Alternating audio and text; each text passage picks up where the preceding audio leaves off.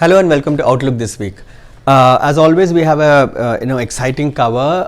The two major stories that we are covering are, of course, the two burning issues of this week: the CAB, the Citizenship Amendment Bill, as well as which has kind of gone to a little bit of the back burner. But the extra judicial killing or encounter of the Hyderabad rape accused, which Puneet has done. But coming to the CAB first, which is more in the headlines. Bhavna, you've anchored the story, and we have touched it as always a kind of a 360-degree angle, and in fact we have a galaxy of people who have commented on it, who have written about it. There is right from you've interviewed Seshadri Chari. Covered both the sides, both the critics and the people who are justifying it. Yeah, so there is, so for instance, she's interviewed Seshadri Chari, who's giving the BJP point of view. Then we have Manish Tiwari writing, about the Congress point of view. Then we have Sanjay Hazarika. Then we have Faizan Ahmed.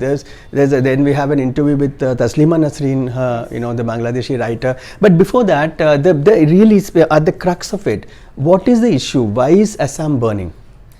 See, the thing is, now if you allow non-Muslims from Pakistan, Bangladesh and Afghanistan, the persecuted ones, to come into India, and if you give them citizenship, and then naturally they're going to settle down somewhere. So, and in the northeast, most of the other states have been covered under the inner line permit. So that means nobody can go and settle down there, leaving Assam out. So the fear which Assamese have is that everyone is going to come there and overrun the state. So how is the BJP government the central government going to tackle this? Because Assam, it's their own government. I mean, it's their own chief minister, and it was quite vociferously said at the time of the elections that CAB will be implemented. Yeah. At that time the people voted for it. So how do you? I mean, they're in a bit of a fix in that sense. How are they going to handle it now? See, the thing is, they did talk about it, but at that point it was not very clear what exactly are going to be the nitty-gritties of the bill, of the law that they are proposing to get now. Now it's actually a law with the president also signing on it.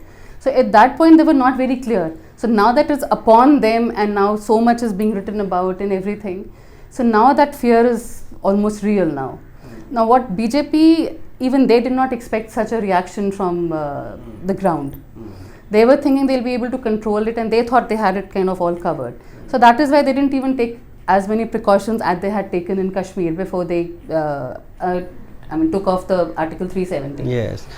Okay. So leaving Assam aside, I mean, that is it's a sort of a specific state issue in some ways. But what the opposition to the bill is saying, that it corrodes, the fundamental idea of India. That suddenly religion is now being brought into, in the constitution for legislation for the first time. So so that is a separate issue, really. I mean, that is not why Assamese are protesting. So how is that the other? I mean, which is frankly the bigger issue. Maybe this Assam, burning of Assam can be tackled in the near future, but the other one remains. Yeah, that's going to be long-lasting thing, which is affecting India's reputation or whatever across the world. And the thing is, in 2014, they touched upon it in their manifesto. And what they had said, they had talked about only persecuted Hindus. Yes. And now if they had actually left it only at Hindus, it would have still been okay. Yeah. They would have said, okay, BJP hai, Hindu ke baat karte hain. So okay, they are talking about that. But when you include every other minority and you exclude one, so naturally it's very difficult for them to justify. Now it becomes everybody except the Muslims. Absolutely, and it's like we were talking. It goes beyond just this particular bill.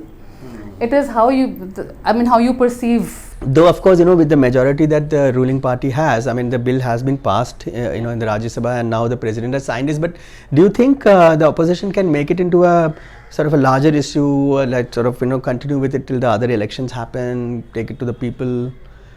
Well, I don't know whether they have the wherewithal to do it.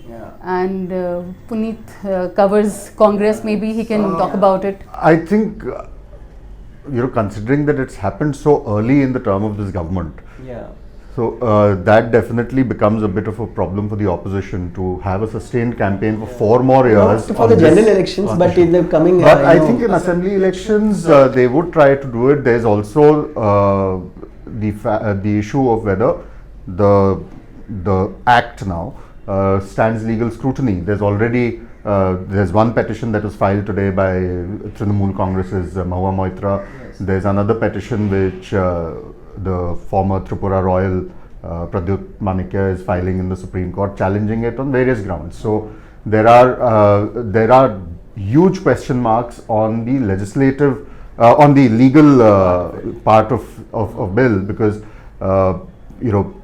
at face value, it clearly looks like a violation of Article 14, a violation of Article 21, and the very basic structure which keeps coming up in debates, the basic structure of the Constitution, which the Supreme Court has said in the Keshvanand Bharti case that you cannot tinker with the basic structure, and secularism is part of the basic structure.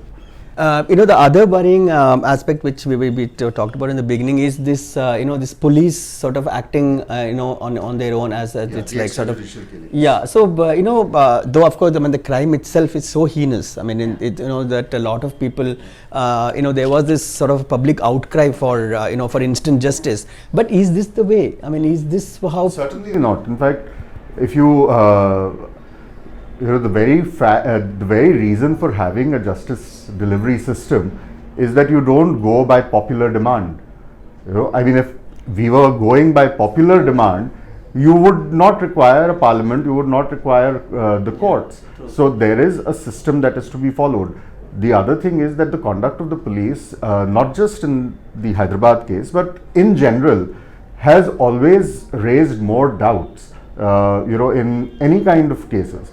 There is also the aspect of whether there is a class divide that comes into play with extrajudicial killings, because whenever you've seen a case of an extrajudicial killing, it's always been people from the very lowest strata of the society, and they're not the only ones who are accused of rape. So, but does this, would this also now, I mean, they will be hearing about this? There is a possibility. The Supreme Court has said that it is inclined to have a former Supreme Court judge to investigate whether the encounter was genuine or not. The other aspect is the NHRC, which has concluded its inquiry. The report is still not out. The Telangana High Court is also looking into it. So there are. They've instituted a commission of inquiry also. There are various inquiries into it, but I think the larger question still is that even if there is an inquiry, this kind of mob justice. Yeah. No, and also the police, the way they act.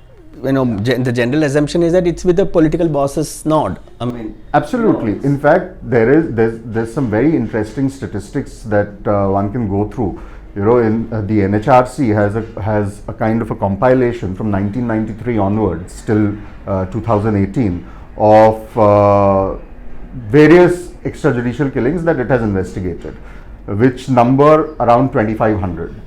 Out of 1,400 of those extrajudicial killings were found to be fake encounters, which means every second encounter. Yeah, there you are. So these are the two in-depth stories. I mean, stories we are looking at really in-depth. But of course, as always, the magazine is buzzing with a lot of other stories, entertainment, books, features. So there it is, another week, another outlook.